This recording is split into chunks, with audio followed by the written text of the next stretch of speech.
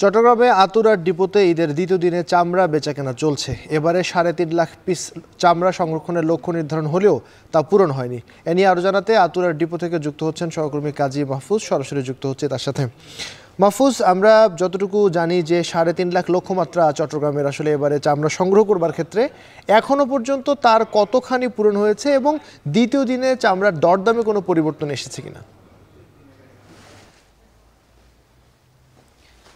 আবির, চামড়া সংগ্রহের যে কার্যক্রম সেটি বলা যায় অনেকটা শেষ পর্যায়ে। এই মুহূর্তে যে কর্মযজ্ঞটি চলছে সেটি হচ্ছে সংগৃহীত চামড়াগুলোকে লবণ দিয়ে সংরক্ষণের যে কাজ, সেইগুলোই আমরা এই মুহূর্তে দেখতে পাচ্ছি। সেটিও অনেকটা শেষ পর্যায়ে বলা যায়। গতকাল রাত এবং আজ সকাল পর্যন্ত আমরা দেখেছি যে চট্টগ্রামে বেশিরভাগ চামড়াগুলো চলে এসেছে আড়তগুলোতে, আর লবণ দিয়ে সংরক্ষণের সেই কার্যক্রমের শেষ পর্যায়ে রয়েছে। দুপুরে আমরা কিছু চামড়া আসতে দেখেছি, যেগুলো অর্থাৎ ঈদের দ্বিতীয় দিনে যারা কোরবানি দিয়ে থাকেন তারাই মূলত সেই চামড়াগুলো নিয়ে এসেছে, যা সংখ্যায় একেবারে কম। আর আমরা এখানে যারা আড়তদার আছেন বলে রাখি যে চট্টগ্রামে আমরা দেখেছি যে প্রায় 30 থেকে 35টা আড়ত রয়েছে। সেই আড়তগুলোতে এখন 2 লাখের কাছাকাছি চামড়া সংরক্ষণ করা হচ্ছে। যদিও আড়তদাররা আমাদেরকে জানিয়েছেন যে এবার চট্টগ্রামের লক্ষ্যমাত্রা ছিল 3.5 লাখ, সেই জায়গাতে আরও 1.5 লাখের মতো ঘাটতি রয়েছে।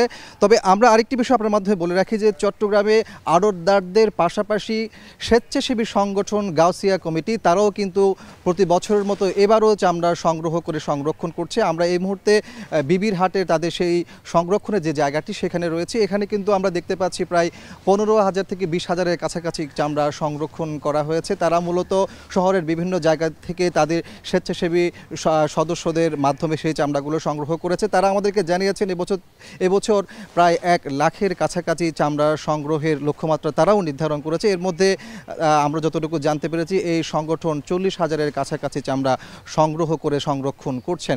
আর দামের ক্ষেত্রে কিন্তু বরাবরের মতো আমরা দেখতে পাচ্ছি মিশ্র প্রতিক্রিয়া রয়েছে। যারা মৌসুমি ব্যবসায়ী আছেন তারা বলছেন প্রত্যাশিত দাম পাচ্ছেন না, আর আড়তদাররা বলছেন যেহেতু চামড়া সংগ্রহের পর সংরক্ষণ করতে হয়, সেই সংরক্ষণের জায়গাতে লবণের দাম যেমন বেড়েছে, পাশাপাশি সংরক্ষণের যে কার্যক্রম সেখানেও কিন্তু খরচ বেড়েছে। সব কিছু মিলিয়ে তারা বলছেন যে চট্টগ্রামে আসলে প্রত্যাশিত চামড়া সংগ্রহ হয়নি, আর মৌসুমি ব্যবসায়ীরা বলছেন তারা প্রত্যাশিত দাম পায়নি।